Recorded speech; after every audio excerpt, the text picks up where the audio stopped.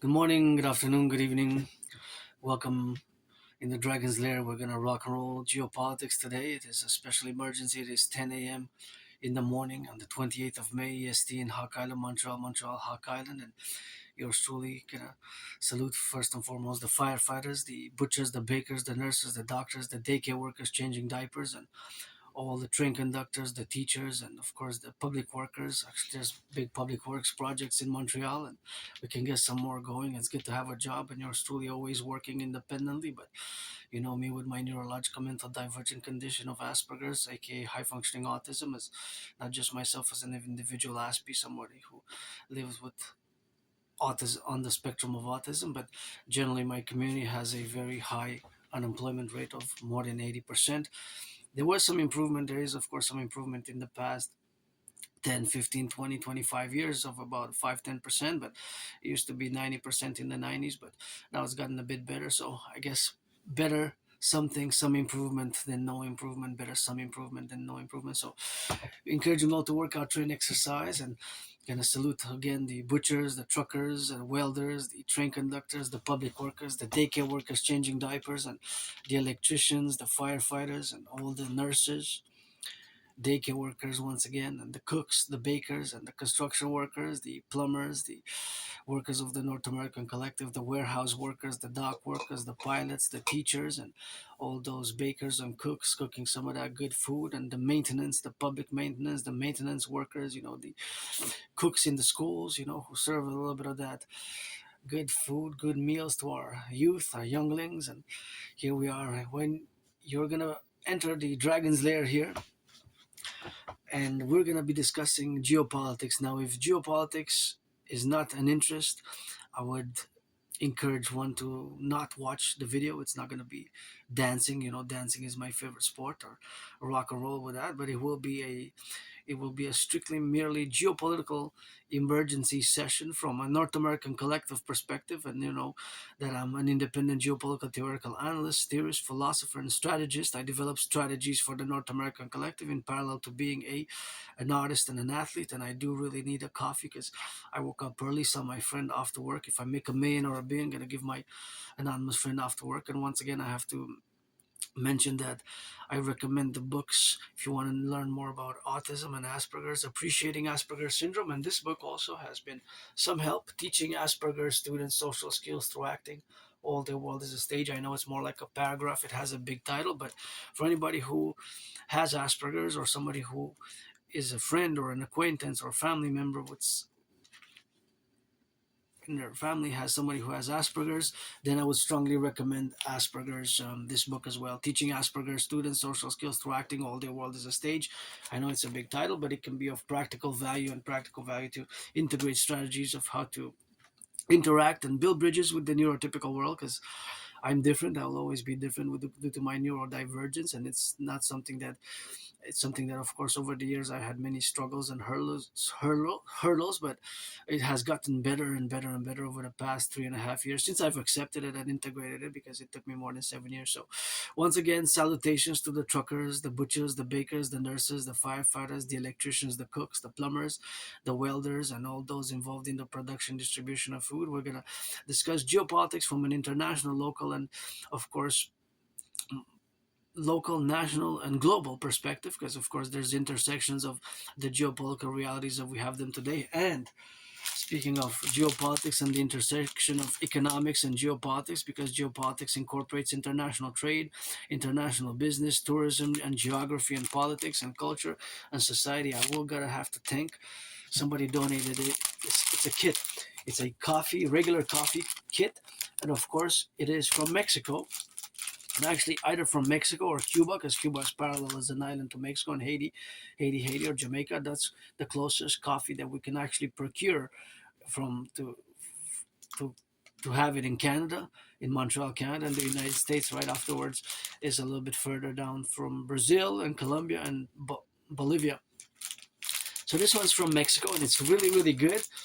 And of course it has been donated. So I'm just gonna open it and show what it is in it. And again, thank you to all who made increase in my food security, because I want to take a notation to to note and stress the importance of food security, and of course, housing and food security are super important and growing issues in Canada. It's something that we have not seen in recent memory. Of course, we can go back in time to the Great Depression, but that is something that is not of personal experience, unless you believe like myself, because I do believe in reincarnations, and I'm a mystic as well.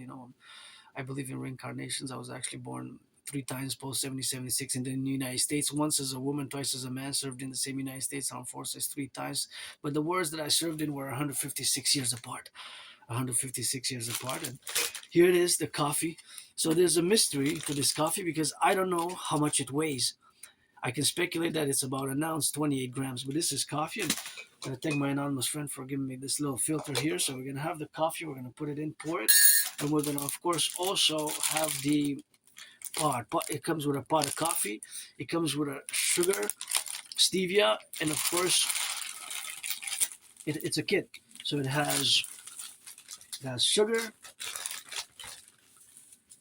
The sugar, we know how much it is. It says 5 grams, right? 5 grams.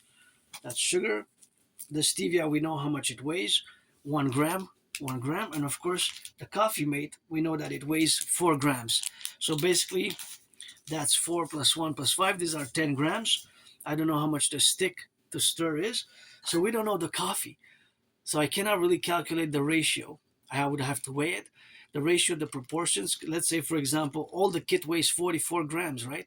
And since the coffee would weigh, let's say, 33 grams, that's 75%, because 44 divided by 4 is 11. 11 represents in percentages a quarter, 1/4, which is 25%. I always do these percentages, ratios, and fractions in my mind when I look at products. It's something that it's constant going on in my mind because of Asperger's. It's sometimes I'm there in the where the departments, different departments in the grocery stores are, where, for example, in the coffee, where the coffee is, and I would spend some time just doing the math in my brain, in my head, comparing the prices and the price ratios and which one is the best value, or how much does it cost per 100 grams.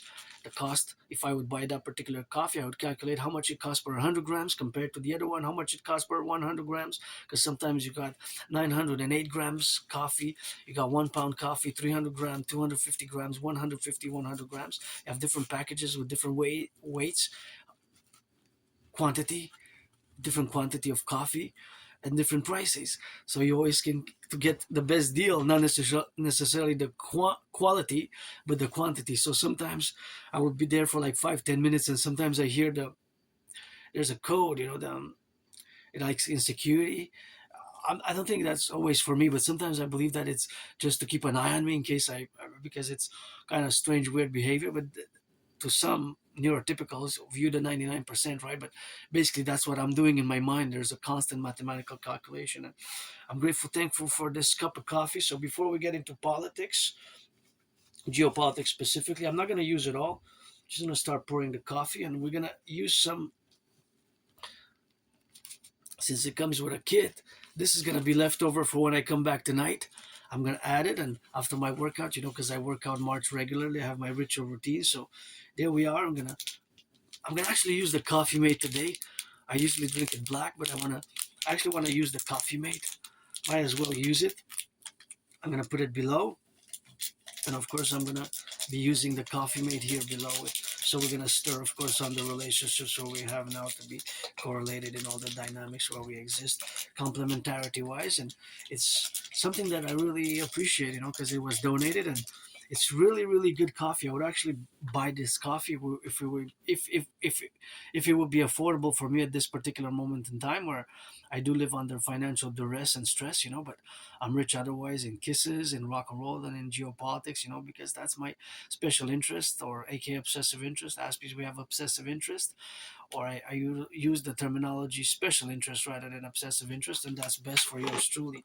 So because a special interest is concordant to different individual aspects, so it could be mathematics, it could be geography, it could be history, it could be automobiles, it could be telecommunications, it could be coffee, it could be films, movies.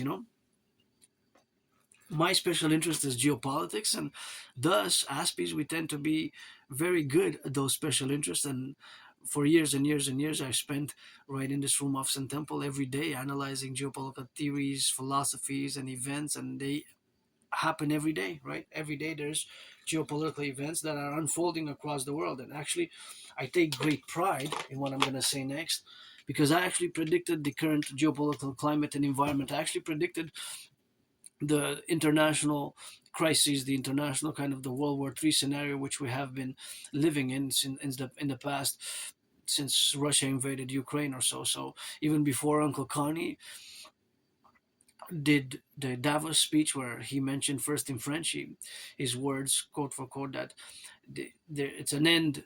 We're living in an end of a pleasant or agreeable. Fiction agréable is the French word, and I speak French because I'm in Quebec. You know, I'm a Canadian Quebecer, Quebecer Canadian, North American, always for the 10, the 50, and the 3. And of course, this is dedicated to my North Americans, to my brothers and sisters in the 50 states and the 10 provinces and the 3 territories, always for the 10, the 50, and the 3 integrally. But in French, of course, the translation in Uncle Scarney beginning of the speech was that we're living in an end of a pleasant fiction or agreeable fiction, pleasant fiction, agreeable fiction, and the beginning of a brutal reality. And so that, I'm just gonna have to switch it in a bit. I have to put it there. Got some coffee, and now I'm gonna put that there. And what I'm gonna do is I'm gonna stir and start drinking a little bit of that coffee because it's important for me to get going. Because I didn't get any coffee, I didn't get any drink, and I'm a bit thirsty. So I guess I'm gonna have to rock and roll with this cup of coffee here. So thanks again for the donation. Cheers. And I'm going to interject a mathematical question, but before, of course, I do want to repeat and say, because it's important in the coming hour, which we're going to discuss geopolitics, that I predicted what's happening now in 2019. I have the proof online. I actually have the videos, the sequential videos, whence I created also the General War Integrated Total Body Training System, an effective, efficient workout training program system designed to go with a World War III scenario. In other words, designed to go with the current geopolitical climate and situation that we're living in now. And so it was October 17th slash 18th, 2019, just before I had COVID myself. And I survived COVID. So here it is for the North American Collective, for the firefighters, the butchers, the bakers, the nurses, the doctors, the plumbers, the electricians, the welders, and the train conductors, the butchers, the satellite operators, those who operate those satellites. Because in a parallel life, I build, design, create satellites, supercomputers, ICBM rockets, telecommunications. In this life, I'm an independent, androgynous, pansexual artist, athlete, and philosopher of geopolitics and theorist and strategist. I develop strategies for the North American Collective, and it's 24/7 geopolitics, rock and roll, sports and fitness. And last night, well, my Habs lost here. Hockey auctioning this hat, a million, auctioning everything that I'm wearing. Guess I'm gonna have a little bit of support with a tie, because I not don't wear many ties, but I don't mind being guided by my anonymous friends vestments and attires and garments, which I really loved. That she got me the best over the past years. And as an Aspie, these things can be difficult, strange, what to wear in certain social circumstances. That's why the book is teaching Asperger students like myself social skills, because I improved a lot in social skills actually over the past years, thanks to my anonymous friend. If I make a million, I'll give her a billion, half. But I mean, it smells so good. It's because our minds are different, right? So our brains have these type of mutations at the micro level. So thus, we have certain difficulties with social understandings, unwritten social norms generally, or things of that nature. But I certainly improved. And unfortunately for my community, the unemployment underemployment level is around 80%. That's 4 out of 5. Think about that. That's monstrous, horrible. This is for my whole community. Also, Great Depression, suicidal rates of 8 9 times higher. And of course, over the past 11 plus years, more than 11 years, 12 years, I've lost friends, lost jobs, lost friends. That's why, just to put a notation, that I call out for volunteers and support for my dream, the Dancing Goddess and the Dragon Kingdom, to create the Dancing Goddess Army, the DGA, Imperial Integrated Dance League, for the environment, and the Dragon Army to be for security, service, and defense, SSSD, security, service, and surveillance and defense, based on my trinity of theories, of course, which have to be implemented across the North American Collective as a mass public-private partnership. Basically, I'm all about work. Or if you're 18 plus, 18 plus. You have to be 18 plus. But if you're black or white or a man or a woman, I could use some friends with services. Friends with services only. Otherwise, I don't want to waste anybody's time. Friends with services, we can rock and roll. And you can be black or white or rainbow because I'm part of the LGBTQ community. And actually, I've been I have this book. I have these books here. I got a great book. It's deep tissue massage. So also I've been learning a little bit about massage therapies during COVID since I survived COVID in 2020. I thought I was gonna die. And this has visuals, has visuals, and that's the visuals which are there, and we can be friends with services, and yeah, we can trade these. Otherwise, I don't need, Otherwise, I don't need. Otherwise, I've no need. What for, you know? But yeah, so that's that rock and roll, and that's how we're gonna rock and roll it now. Life is short, and we have to do for us, for ourselves, and for the others. Not only selfish, not only selfless. I guess with my Asperger's, I had to learn the hard way, and we ask me show compassion and empathy by more action based.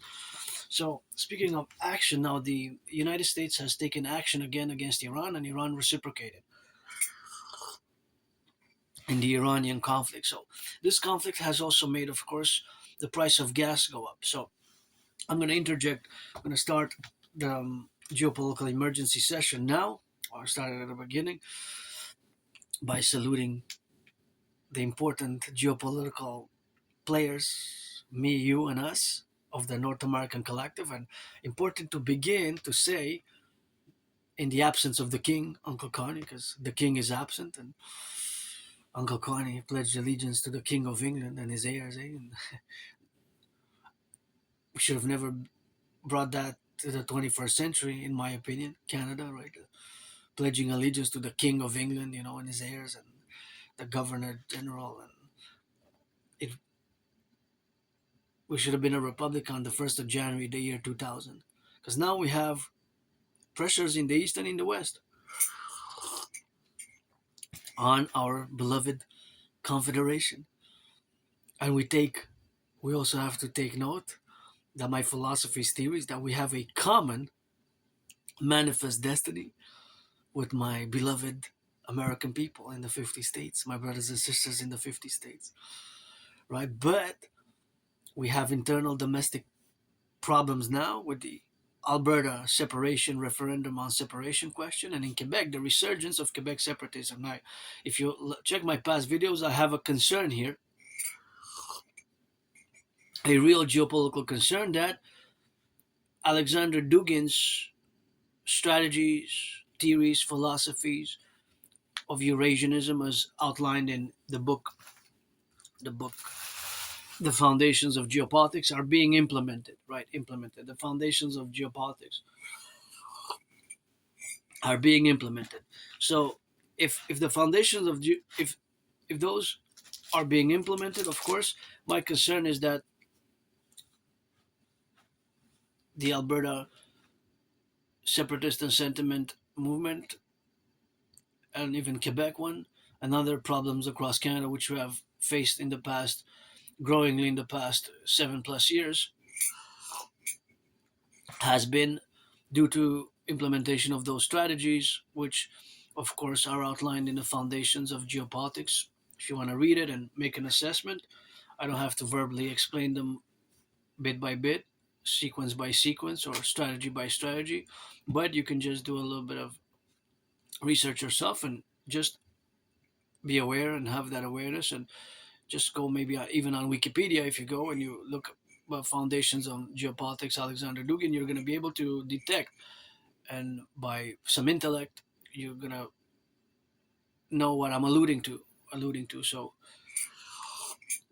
because I'm an Aspie, I will also say that it is something, that it's a strategy that I suspect that has been implemented, especially since Russia invaded Ukraine, due to my parallel DMAA theory. It's not, my DMAA stands for direct military assistance and action. I have to clarify that it's not just a theory. Part of it is theoretical, but part of it is actually a practical philosophy for taking action or not taking action in relation to NATO. So it's created for NATO. So it's also a strategy for NATO. It stands for the DM. I started discussing it a few years ago. The DMAA, direct. It stands for D stands for direct, M stands for military, A assistance or action. So the DMAA, in parentheses, has a C. That C stands for consequence, right? So because, for example, when NATO countries take action, military, it has to be military. We're not discussing humanitarian or financial or humanitarian wise, right? Or diplomatic or it has to be military assistance, right? Whether troops on the ground, bombardments, aerial bombardments, or providing armaments and munitions, such as has been the case with Ukraine. Ukraine is an example of DMAA, direct military assistance, of NATO countries towards countries that are in beginning or have a conflict, long-standing conflict or war or civil war. It could be even in a civil war. It could be even a civil war that are not NATO related, right? So because Article 5, because NATO is a defense military alliance, Article 5 has actually only been invoked once on behalf of the United States. Paradoxically, on 9/11, 9/11 was the once and only time that 9/11 was the only one time that Article 5 was invoked. Article 5 was only invoked once, right? On 9/11, on 9/11. So that is, of course, just the reality of the invocation of Article 5 only one time in NATO's 75 plus year history, because NATO was founded in 1949, April 1949, right? So last year, April last year, 2025, celebrated 75 years of NATO, the North Atlantic Treaty Organization. And since I mentioned Alexander Dugin, in his books, strongly urges Russia to use other alliances and powers to strongly oppose liberalism, Atlanticism, and Atlanticism, which they tie hand in hand with the NATO centrism, meaning the countries that belong to the North Atlantic Treaty Organization, to NATO. So that is just the relationship of which we have to bear with the reality of today, and that those strategies which are outlined in the book by this philosopher, he's a philosopher, he's a geopolitical theoretical philosopher, geopolitical theoretical analyst, philosopher, and he developed these strategies for Russia, which involve really alarming strategies, because to covertly support groups inside of Canada, the United States, and throughout Europe that will fragment the security, the domestic security, whether economic and social cultural, even social cultural. Now, for me being an Aspie and loving sports and dancing and being part of the LGBTQ community, being androgynous, pansexual, and rock and roll in black and white or rainbow, and dancing. That's pretty much my social culture, my rock and roll for the firefighters, butchers, bakers, nurses, doctors, electricians, and the plumbers. That's my rock and roll. That's my creation of culture in many ways, social culture. So, but I understand that there's way, way more social culture, and I know a little bit of it. But of course, for me, that's what I relate to mostly. So, the socializing aspect, I guess, as an Aspie, that being part of this tiny minority, less than 1%. Most of you know your typicals, 99% have not even heard about Asperger's or high functioning autism or ASD. So for me, the socializing aspect has been more difficult. But if it's rock and roll, I can be there. But now financially, I'm stressed, but I'm rich otherwise, trillions of marching steps, and I'm auctioning everything that I have here. I moved here with nothing, eh? July 1st, 3:44 p.m. I have a few deadlines to do by July 1st, to clean, big cleaning, and to auctioning everything that I have to make a million a bin, give my anonymous friend half. I wish I could buy her a house.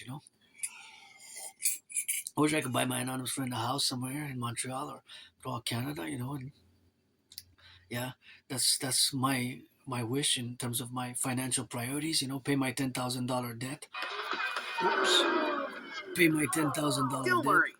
Pay my $10,000 debt, because I'm financially stressed, and I had to learn the hard way with my Asperger's autism. It hasn't been easy. It's not easy, and most people have not even heard about Asperger's, and it's something which I always have to interject, because we are a minority. in North America. In both Canada and United States, we're about less than 1%, right? So the population. So we have to build bridges, small, medium, large, and extra large. Thus, as some bridges have been built, some bridges have been built and constructed, some bridges have been left. So some bridges have been burned, whether XYZ factors or not. But now a lot of bridges which we had in geopolitics have ended. And just like Uncle Connie said, I but what he said in 2026 in January this year, Davos, that there's a rupture of the international order. I predicted it in 2019, years before, generally. And it's important to mention it because I have proof. I have the proof of the sequence of videos. The You see World War scenario, day 1, day 44, day 93, day 300, and I predicted basically World War 3 slash international conflagration, basically what's happening now. And in consequence, I've been living in that mode ever since then. All the work that I have been doing geopolitically, my theories, my philosophies, my strategies have been related to that marking point in time, October 2019, right? And of course, in 2020, I also, a few months later, I had COVID myself right here, this Rumasan temple. Started feeling sick February, mid-February. Last week of February, first week of March, I was really sick. I remember my anonymous friend was like giving me homeopathic medicine, medicaments, and hot tea with honey and milk. Hot milk with honey, that was really great. And this helped me survive because I really thought I was gonna die right here. And I moved here with nothing. I moved here where I didn't have, I a high school diploma and whatever have you, and some books, but I got rid of those books, and it's gonna be 11 years, July 1st, of this year, 11 years since I moved here. And for me, when I go back, just to interject a personal story in relation to geopolitics, I do not have nostalgia. I don't have nostalgia. I don't have nostalgia at all, some sentimentality or stuff about my past, because my past was pretty horrible. Living in a moldy place. I did not even have a bathtub.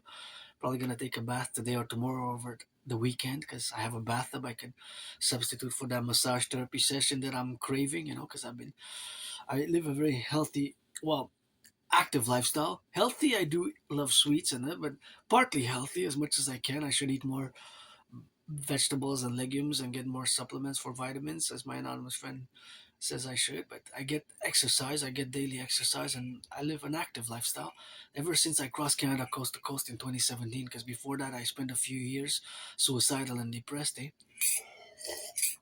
I almost ended my life. I was suicidal and depressed. Crossing Canada coast to coast, coast to coast, coast to coast, that made me come out of my depression.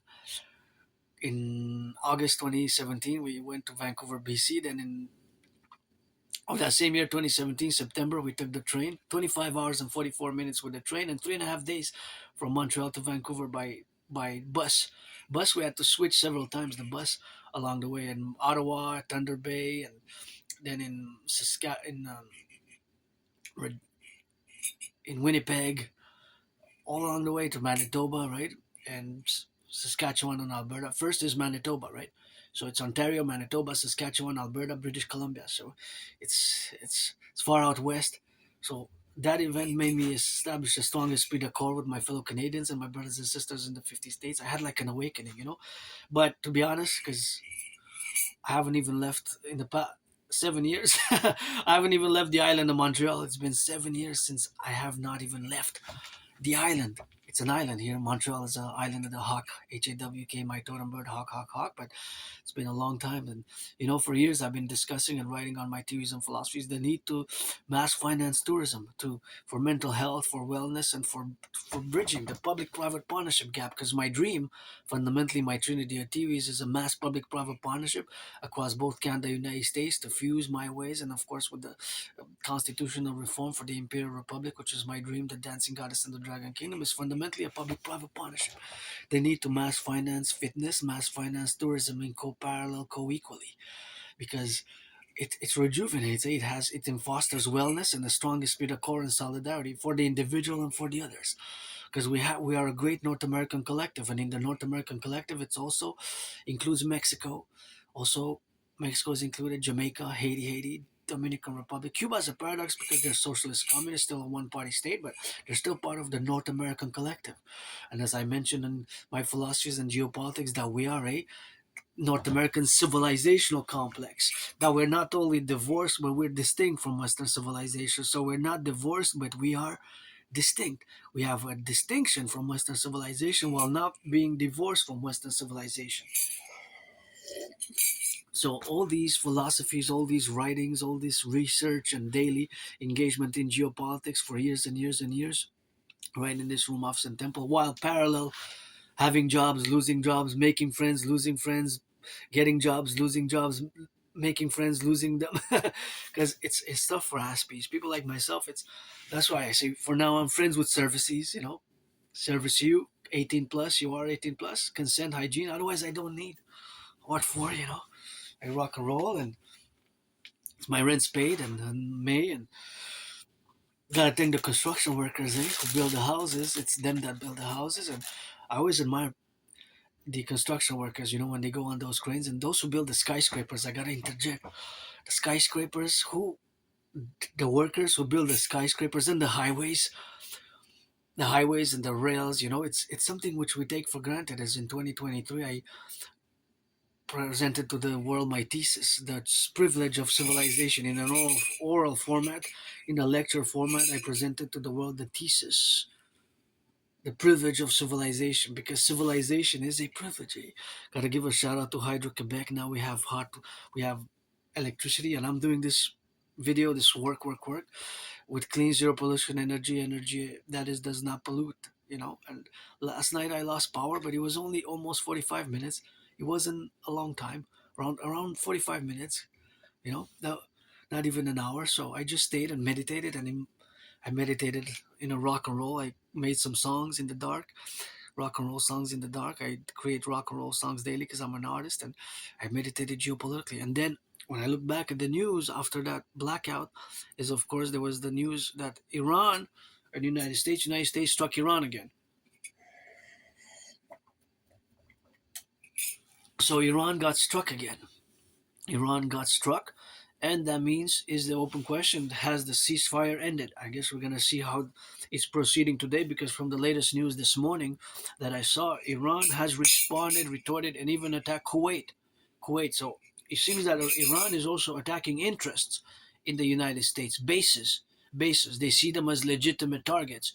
So we're entering a very dangerous territory here. And of course, I have to make the statement that I made before. Clearly, Russia and China, they solidified their alliance even furthermore in the past 3.5 years. And of course, they both have a vested interest, both have a mutual interest, geopolitical interest, to support Iran covertly or overtly as much as they can, with overtly or in a covert manner. Iran, they have that interest. And also because of their, what I call their the geopolitical twins of Russia and China. Russia, Ukraine, and China is Taiwan. Taiwan is the Chinese Communist Party, Xi Jinping's leadership, and his strategies and geopolitical strategies and positions are clear that they're looking for unification with Taiwan, but they're looking for unification under the banner of the Chinese Communist Party. So that's the sum and bonum of them. Then we have the more diplomatic channels and the venues of exploring the history of the conflict, as the history of the conflict of Ukraine as well, and Iran. They date, as I predicted in 2019, that the conflicts from the Cold War period, which lasted about 45 years, I don't mind saying 46, between 1947, March 1947, and December 1991. That's my timeline for the Cold War, but I don't mind putting an extension on it about a year, but I could extend it, I guess, but depends by how long, how much, because the extension has to have a limit. Because if you're gonna say 48 years, I object, because then it's actually the World War II hasn't finished, so there is a definite in between times, right? Let's say between 44 years and 47 years. I don't mind saying that. I don't mind agreeing to that. I say 44 years and 9 months, almost 45. But nonetheless, these conflicts date from that period of time. And that was exactly my prediction, that these conflicts are going to reemerge because they were unresolved, fully unresolved, right? And if you want to commission or work, I'm going to do a 3 or 4 part lecture series, 1 hour each. Putin's nostalgia. Putin's nostalgia. How nostalgia is playing a factor in Putin's geopolitical strategies. Myself, I don't have nostalgia. My life was not better in the past, you know. My life is always better today. Carpe diem it every day. Survived COVID, survived that moldy place, survived losing friends, being depressed, being suicidal, survived being I survived a vicious, murderous, homicidal surprise attack. I was hit hard on the body, on the face, and in the head a few times. Hit my head on the concrete, and I had to go to the emergency room, the Jewish General Hospital, to retrieve. I'm in the process of retrieving the medical records of the archives, and I know exactly when I was there. Probably 2013, 2013. When, so I survived that. So I survived a vicious, murderous, homicidal surprise attack. Well, homicidal in nature. Vicious surprise attack, and I had to go all bloodied up to the Jewish General Hospital with a severely dislocated right shoulder, and the doctors had to perform a procedure. They cracked it back, and I was given a removable cast and some medication. And I'm really curious, when did I go? What day? What day was it? Because 2013, but when exactly? And what was the medication that I was prescribed? I'm curious if it was to restructure for healing the tissue, the damaged tissue of the dislocation that's usually given for dislocation of shoulders. I had a severely dislocated right shoulder, or was it if there were opioids for pain? I'm curious. What was the meds and when did I go? So I have a new deadline, July 1st, 3:44, to retrieve the archives from the Jewish General Hospital. That's where I went, and to auction everything to begin the last 40-day rite for the other 40-day rites, which are going to begin for the Dragon Army afterwards, after 9/11, for the fusion of Canada, United States into the Imperial Republican complex, according to my strategies, which are for total SSSD, security service and security service and surveillance and defense protocols, and to regenerate and heal, and of course, to balance the public-private partnership by mass financing infrastructure works, and of course, in parallel to that, mass finance tourism and get rid of the border, fuse the RCMP and the FBI into the CPS, Citizen Police Service, IPS, and CSIS and the CIA into the Imperial Security Integrated Service, Imperial Security Integrated Service. So that is super important for our common manifest destiny at a great compromise, and I have great hope that we're going to implement as a mass public-private partnership, and we're going to make the great coalition for the Liberal Coalition, Conservative Coalition, Republican Democrat Coalition into my third party for the fusion of Canada and United States, the PPP, Phoenix People's Party, aka North American Collective Workers Party, based on my universal revolutionary centrism, which is North American centric, right? It's North American centric because the North American Collective, we are peoples who came from all over the world, and we became and we're becoming together the Imperial Republic, and we're going to move forward in the 21st century for this mass plateau and integration from where we are today and for the future, for total security, coast to coast, ocean to ocean, and based on my philosophies and geopolitical strategies thereof. So, and yeah, I will propose again on July 1st, by 3:44 p.m. July 1st, I proposed twice, but I got a no, and hopefully the third time I'm gonna get a yes. I should get a yes. Actually, I never attended a marriage. I never been invited or attended a marriage. Yeah, Mount Royal. Let's get married, Canada, United States. And it's. I'm gonna put some more coffee. But that's something that I have to say again, but because we have a common manifest destiny here, and we are a new emergent civilizational collective, Canada, United States, that's not only divorced but is distinct from Western civilization. So that also we have to understand as much as possible, of course, that we have this common manifest destiny, and our emergence has been for the past decade as a collective civilizational complex. Which we're not totally divorced from Western civilization, though. So we have these distinctions, but we're not divorced. So we have distinctions, but we are not divorced, right? So that's the main fundamental one of the primary and important principles to understand fully the philosophy of the North American collective or the North American civilizational collective. So that fundamental strategy which we're going to implement is public-private partnership based. And actually, I'm going to use this sugar. Usually I drink it black.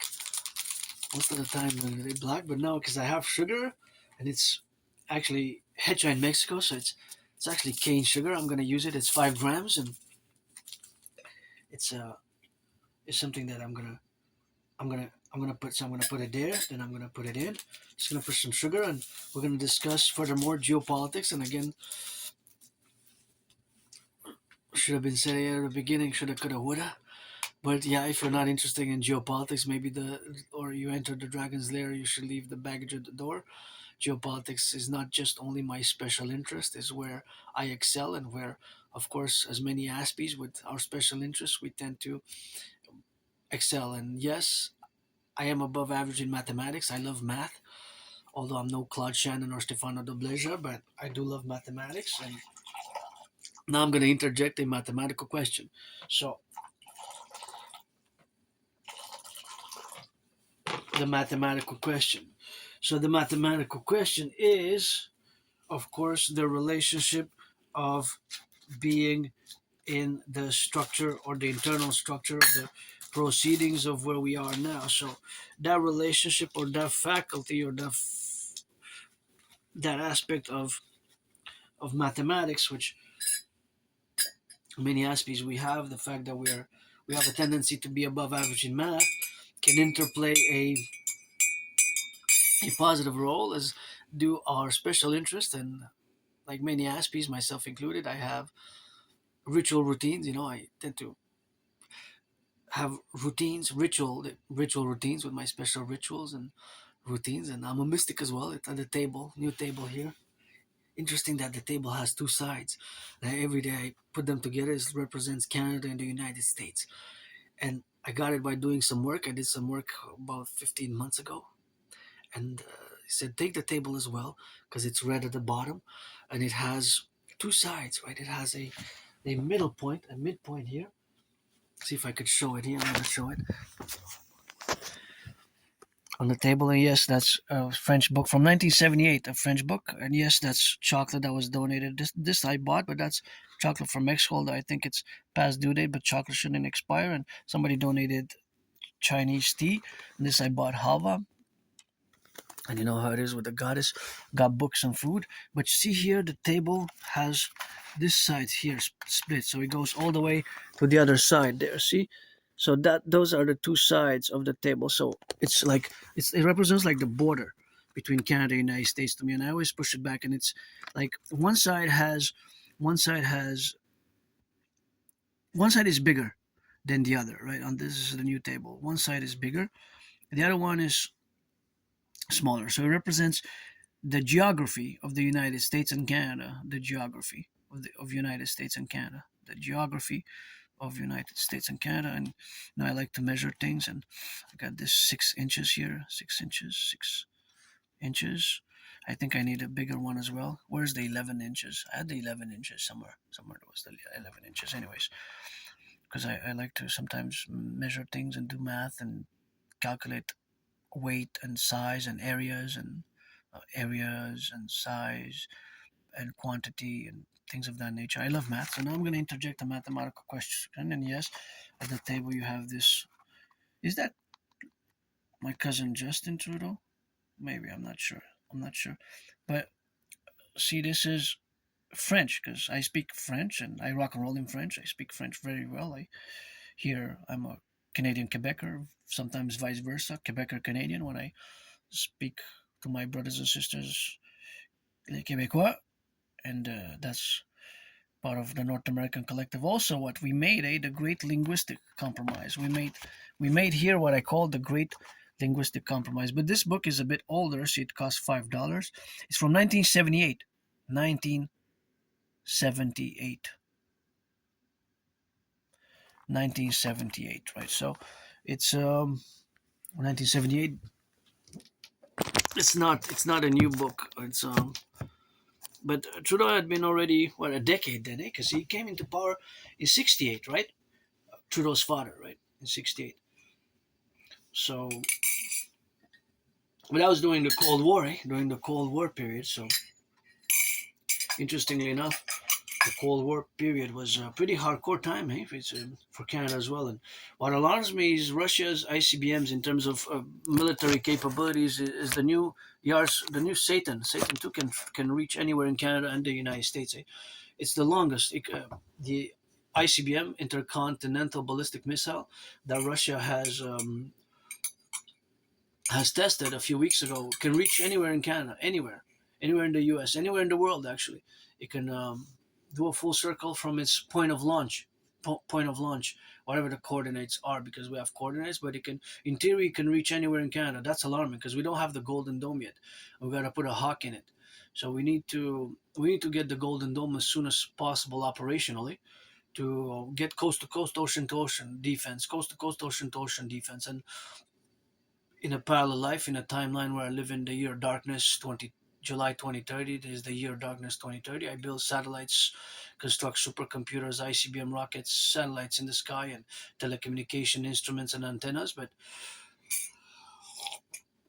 it is something that we have to, of course, understand fully from the point of view of the reality of ICBM rockets, right? And it's interesting that in the past, during COVID, China has increased its nuclear warheads by a tremendous percent. Almost, they went from 200 and something to like 500, right? So like almost double, or some numbers like that. Got to double check the numbers, but it's interesting that in just such a short amount of time, they mass invested in building nuclear weapons.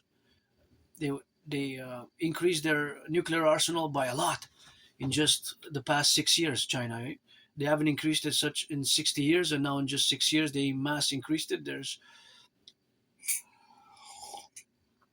um, trend towards militarization, just like I predicted in 2019. But my strategies, because I don't like violence at all. I don't like violence at all. I like sports and fitness and dancing, and sportsmanship is important. That's why fusing the RCMP and FBI into the Imperial Police Service, Citizen Police Service, we're gonna accord my protocols for sportsmanship, and of course the CSIS and CIA for sportsmanship as well. So we're gonna concord in the reality where we are now, of course, in the manifestations of our plural, multi-dimensional aspects of our geography and our geopolitical reality and our common manifest destiny, and the fact of our security concerns have to be common share. They have to be common domain and common ruled by an integrated department and ministry, which is going to be the Imperial Security Integrated Service. The Imperial Security Integrated Service, basically, fundamentally, by CIA and CSIS of Canada fusing with the DHS, right? And it's going to require my brother Scorpio Bill Gates and Flock Safety Palantir and to do the great census and implement my DRT. So now I'm going to go back to Iran and United States now. So not taking into account base 44, they had built a base. Iranians had built a underground base which harbors many drones, thousands of warplanes, and of course much capability, military capability, right in there underground under the mountain. Orus 44, Eagle 44.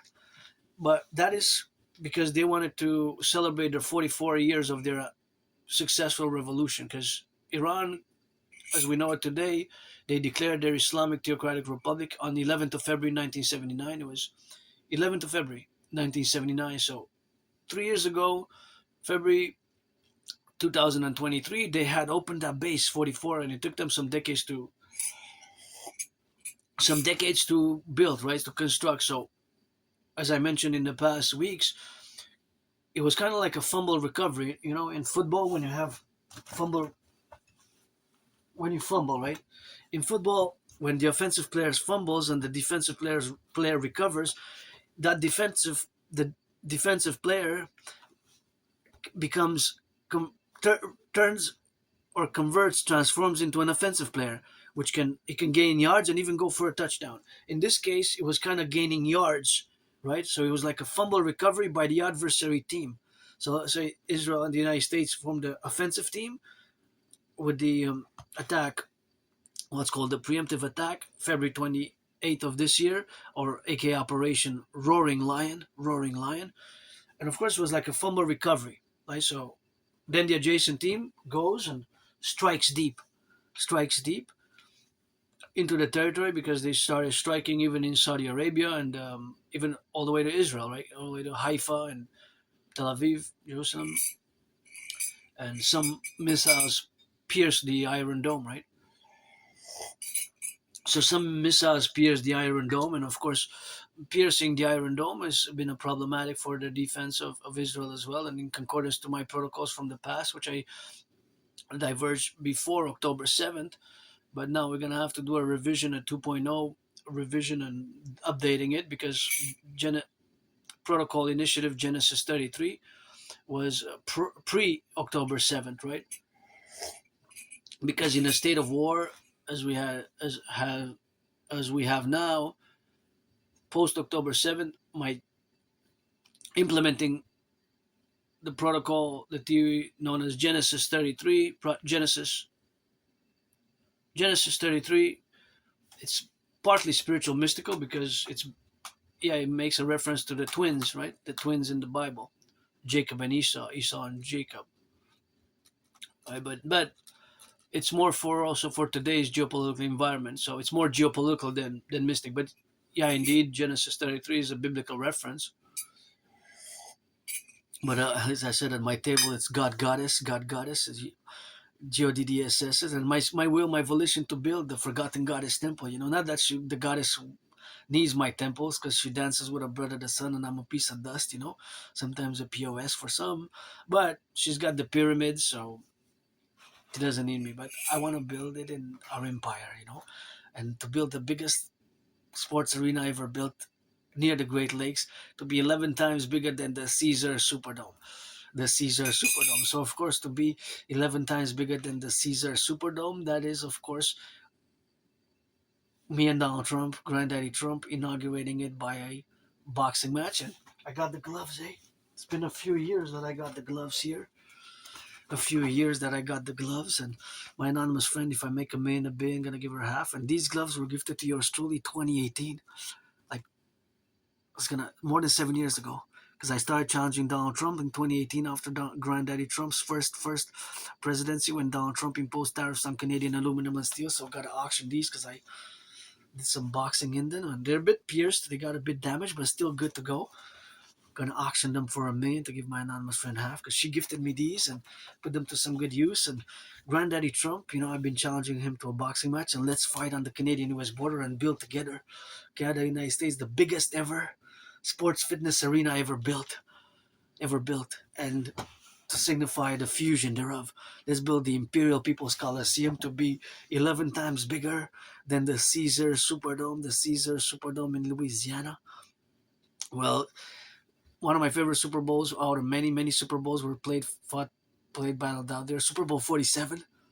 It's one of my top three favorite Super Bowls, although my 49ers lost by three. Maybe somebody else's favorite, eh? Who is it online on the net in Canada, United States, or anywhere else in the world that somebody in the world must have as their number one favorite all-time Super Bowl 47? Maybe somebody anonymous, I don't know. Maybe somebody's say, "Oh, that's my Super Bowl. Ray Lewis was my man, and he got MVP, and your 49ers, my 49ers, because I'm a 9 and 9 and 9. Purdy now got a big contract, give some charity. You can afford it with 265 million for 5 years. That's 50, averaging $53 million a year. Give some charity, especially in San Francisco. Help rehabilitate our brothers and sisters. Purdy, give some millions for housing, social housing, for food security. Because I got so many second, third chances myself. I died so many times, but money is to buy, sell, money is to buy, sell. And it's not all about the money. And I gotta say salute also, as I salute the firefighters, the butchers, the bakers, the nurses, the doctors, the electricians. I gotta salute, of course, the workers and all those involved in the production, distribution of food, and of course all those now on the field, because money enables us to do things. And of course, it's important to salute and rock and roll for my brothers and sisters who take their second, third chances and who rehabilitate their life. I always like that, the rehabilitation. My brothers and sisters who served time or did some crimes or had to do some, did some mischief, misdemeanor, or second, third chances. I'm a firm believer, because many of us had it, myself included, COVID and surviving that vicious, murderous, homicidal surprise attack, and that would have been an expulsion from any sports league. I would have been an expulsion. And the surprise attack which I witnessed maybe was because of my neurodivergence or being LGBTQ, pansexual. Maybe the song that I wrote, I have several versions of it. I don't remember writing the original, but I remember writing the other versions in 2014, 2015. Every year I kind of write a new version of it every year. The Julius Caesar, Rainbow Julius Caesar, and goes a bit like this: Rainbow Julius Caesar, rock and roll it every day, black and white and rainbow. For my homos, play it in the ball. Don't fumble, fumble, get recovered, Julius Caesar. We're my legions of the homos, we no demons, something like that. So it's LGBTQ team rock and roll song, right? For my homosexual, like there's even an update like so. Michael Sam was the first gay football player to be drafted. Anyways, I don't want to divulge into that now, but maybe because of that, I don't know. Whatever, I survived it. But in a geo, if I correlate it in a at a macro level for geopolitics, of course, the geopolitical relationship is that was the vicious murderous homicide surprise attack that I survived was kind of like in a geopolitical manner, kind of like October 7th, Pearl Harbor, and 9/11. If I can interject it that way. Anyways, I'm pretty joyous on a daily basis, happy, but I'm hyper vigilant and I don't like violence, and I'm good at rock and roll lyrics. Not necessarily that my voice is worth a billion, but of course the lyrical propositions and of course the creation of the song. So of course the other dimension now that I have to mention of this current geopolitical climate is that there's also the taboo which has been broken for Japan and Germany. Japan and Germany have broken the taboos. Consequently, the taboos which were broken were the rearmament of Japan, right? So there's an East, because Japan was an empire, an Eastern empire during the Second World War, and Germany was the Nazi empire in the West during the Second World War. So both have started rearming in the past years, right? And those taboos were also broken. I call them the twin taboos, the rearmament of both Japan and Germany, right? These are two taboos which also have been broken in geopolitics. So that has to also be taken into account for the fundamentality of it. So that fundamental marking, and of course that fundamental marking which we are now, is of course the correlation of existing in this multi conflictual relationship with a with a relation where the relationship is vis-a-vis the United States, because Russia and China have stated clearly since many years ago that they're ending the hegemony, United States hegemony, and even in the past weeks and years we have seen, even in the past days, that China dilapidated many bonds, U.S. debt. That's why my DRT theory best, because the dilapidation of U.S. debt, of course, the bonds is of course the increasing use of the digital yuan in Asia, and Russia and China. They're trading only their bilateral relations. They decided that they're only going to use rubles and yuans, rubles and yuan. So you see that they're ending also the U.S. dollar's global trade, international financial dominance of the U.S. dollar as well. And Iran is trading oil and its gas for yuan. So they're also ending the economic financial power with what's known as the petrodollar in many ways. So they started and it's picked up pace, and it's ending. It's not. It's they're ending it together. So they have they have their bilateral twin interests: Ukraine for Russia and Taiwan for China, and to they ended also the petrodollar in many ways, right? So the unipolar world, as or the hegemonic world, by the rise of China as a superpower. Now, many might not use China as a superpower, but if you want to discuss China, you have to know the governance of China. Just like when I discussed my DMAA theory, the direct military assistance and action theory, which has a consequence, and I mentioned Alexander Dugin vis-a-vis our current internal struggles in the West with Alberta's growing referendum and separatist sentiment in Quebec as well. And I mentioned Alexander Dugin, you have to have an awareness and a knowledge or get informed about the foundations of geopolitics, because that is basically has been adopted by the Russian military academy. And some call Alexander Dugin Putin's brain. Putin's brain. Now, whether Alexander Dugin is Putin's brain or not, that's something for for another time. But it relates that there's a possibility that there's some truth there, and it's not fully fiction, because it could be that Vladimir Putin, of course, is actually using and has been using for some time now Alexander Dugin's platform of geopolitical strategies for Russia. So they're what is called Eurasianism, and what Alexander Dugin purports to be a Russian civilization. Right? Alexander Dugin claims that Russia is in fact a civilization, unlike any other civilization, and there's some blending with Orthodox Christianity there, and a little bit of, I guess, of USSR. There's Socialist Soviet republics, less so USSRish in terms of the socialist communism that's forgone. It's more of a nationalist approach to Russian civilization, blending in Orthodox Christianity and the Russian language and culture. And it's not so much related to the to communism or socialist past, where Russia was the fundamental.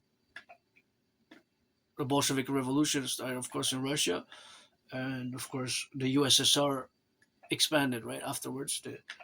Because when the Russia and other 15 socialist republics dissoluted after the perestroika of December 1991 by Gorbachev, that's basically the end of the USSR. But USSR was pretty much an empire in many ways for many decades, right? For many decades, with notable scientific achievements, I have to say. When actually Russia launched the first space probes, right? Space probes and satellites as well. Satellites, Sputnik 1, right? So some notable scientific achievements, and I even have somewhere I'm auctioning it for $1 million from 19. It's from 1987. I believe it's a National Geographic with the question. It's an 80s 1987 National Geographic. I have it somewhere here. I'm not gonna dig in my mess here, but I showed it in the past, and it's a National Geographic magazine that has as a primary the primary on its first page the primary articles, and it has several pages of the article, which is a question: is the USSR ahead in space? Is the USSR ahead in space? And they kind of indicate that in many ways it is. It was ahead in the 80s during a period of time, but then of course Reagan implemented his kind of Star Wars policies, and that kind of rebalanced the scale and launched the USA ahead. And then the USSR dissolved after the 1989 revolutions. But the USSR did not dissolve with the revolutions in 1989. November 1989 is a big year of big changes across the world, many, but it's a fundamental core in the fall of communism, socialism in Eastern Europe, many countries, except for the USSR. It took longer afterwards, and then countries such as Ukraine, right, came out of the USSR. Ukraine, Moldova, Belarus, Kazakhstan, the Stans, Azerbaijan, the Estonia, Lithuania. Those countries were part of the USSR. So the world as we have it today, we also have to look at China and have, if you want to have a discussion and a dialogue on China as it is today, and its positions, philosophical positions, and strategies, of which some are many and complex, and some we might not understand. But just to summarize, that although China makes reference to Marxism, that when they opened up the markets to the world, to the capitalist countries in 1978, and then furthermore after in 1984, and China as it is today in the 21st century under Xi Jinping's leadership, he took power of over China in 2012. So it's gonna be six. It's been a while. It's gonna be 15 years soon, right? So he ruled China, and the volumes and the writings which I'm gonna recommend are called The Governance of China. There's several publications. There's five now total, five volumes. They were published over the past 12 years, and they're called The Governance of China. And there you can see some we might not fully understand from our Western perspective, because there's a fusion, paradoxical fusion of Chinese civilization, which is an old civilization, with Marxism, socialism, and that's a bit paradoxical because Marxism, socialism, as it was never about one specific civilization, one specific country, right? It was never supposed to be about one nation state, one civilization, one culture. It was Marxism. Karl Marx's writings were never nationalist. Were never about one region, one geopolitical region, one geographical region, one nation state, one civilization. It was always about a world revolution, an international proletariat. So when we discuss Karl Marx, that's also the paradox of discussing Karl Marx's writings as Karl Marx's writings are, right? Das Kapital and the Communist Manifesto. What has transpired and transformed thereafter during time, and the paradoxical mentioning of Karl Marx and socialists and communists as Karl Marx in the writings of China and Xi Jinping, but their adoption, which what they call socialism with Chinese characteristics. So socialism with Chinese characteristics. What are these Chinese characteristics? Well, if you look at China, for example, People's Republic of China, right? It's one of it is that more than 90% are Han Chinese, what they call honey Chinese, Han Chinese. 90% of the People's Republic of China, more than 90% are Han Chinese, or what they call the ethnic composition, right? The composition, right? So now, sure, myself, I do believe we're one human race, and I can be as much as I can a world peace advocate and a world citizen. But even I haven't even left the island of Montreal, which is a big island metropolis of 2.5 million people. So in many ways, I can be a world citizen and a world peace advocate to a certain extent, because otherwise I would be living in these illusions and delusions in many ways, right? Because my most experience, as much as I every day I look at different news. For example, Deutsche Welle from Germany, from news from China to see their positions in geopolitics, so from news from Mexico, from the United States. It's mostly Canada, United States, Canada, United States, three quarters or so, two thirds, if I could put a ratio on it. And then beyond the world is one from India, and then from Russia, and explore Middle East, news from Israel, from Qatar, and so on and so forth, from Africa as well, and Latin America, right? So to have a more geopolitical sense, right? But that reality of the big reality is that socialism with Chinese characteristics, we might understand it a bit intellectually, comprehensively, or what China is building, what they say that they're building a spiritual socialist civilization, and again, socialism with Chinese characteristics. We might understand it a bit intellectually comprehensive, but fully, since I haven't visited China, I know China built mega cities.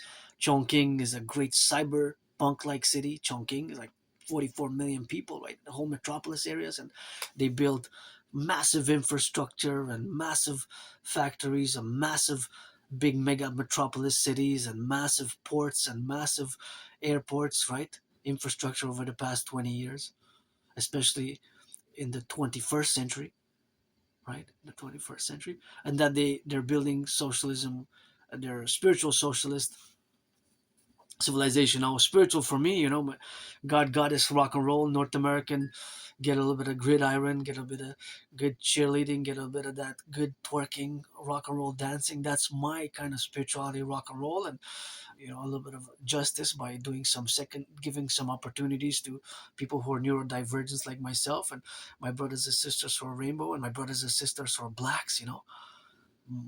Our empire will have 13.4% of our brothers and sisters, my neighbors included, who are blacks, by black men and women. Our empire will have its this uniqueness to it.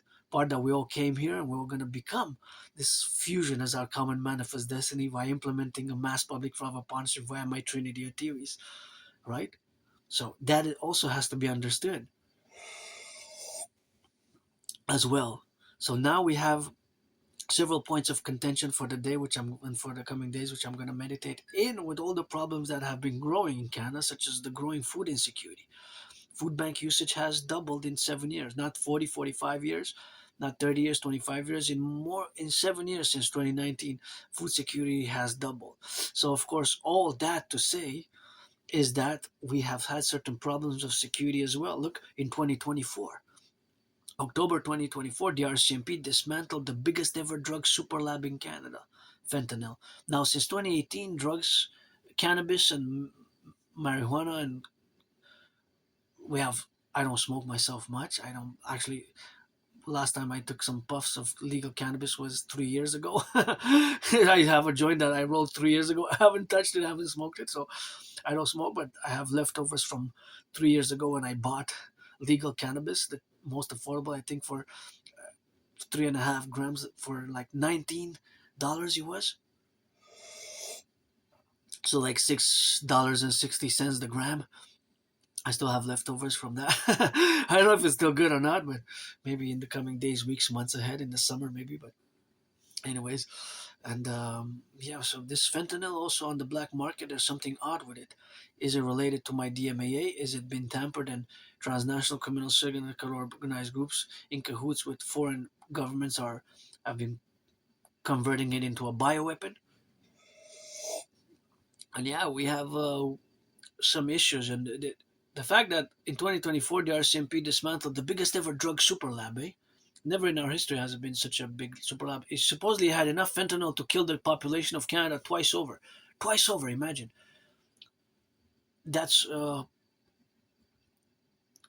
just that one super lab. What if there were several across Canada, and out of the five, there's four to go, or there were four and there's three to go somewhere in Canada?